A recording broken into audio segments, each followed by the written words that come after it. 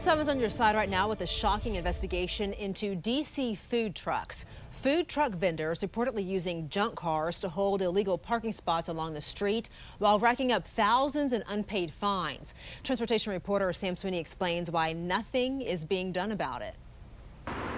Well, it is unbelievable what's happening out here. This is a fierce battle between food truck operators and this city. Take a look at this. This is a tow-away zone, but all of these cars are in that tow zone, and the city never tows them. Look at this car. It has 5 tickets, hundreds of dollars racked up in just the last couple of days, blocking a travel lane.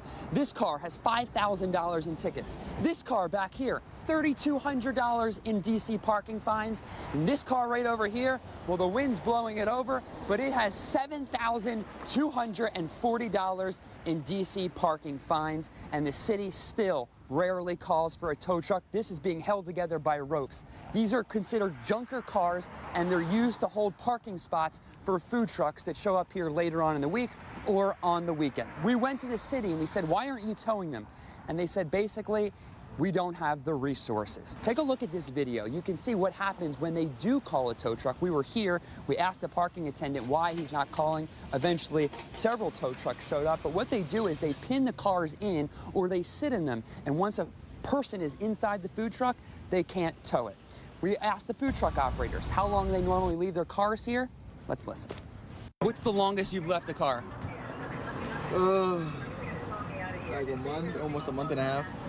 Without moving it at all? Without moving. You know, towing a vehicle, a beater vehicle out there, what's that doing to that company?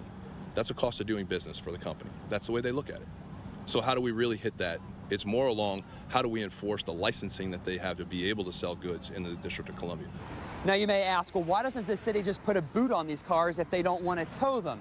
The city tells us that wouldn't meet their objective of getting the cars out of here, despite it preventing them from moving a food truck in on the weekends and making money. As for why they don't fine them on the weekends with the $2,000 fine for operating a food truck illegally, well, the food truck operators tell us inspectors from the city, they don't work on weekends, so there's a loophole in the system. We asked the city about that, and they said that is going to change. Reporting on the National Mall, I'm Sam Sweeney, ABC 7 News. Well, you can see Sam's full report tonight at 6 o'clock right here on ABC 7.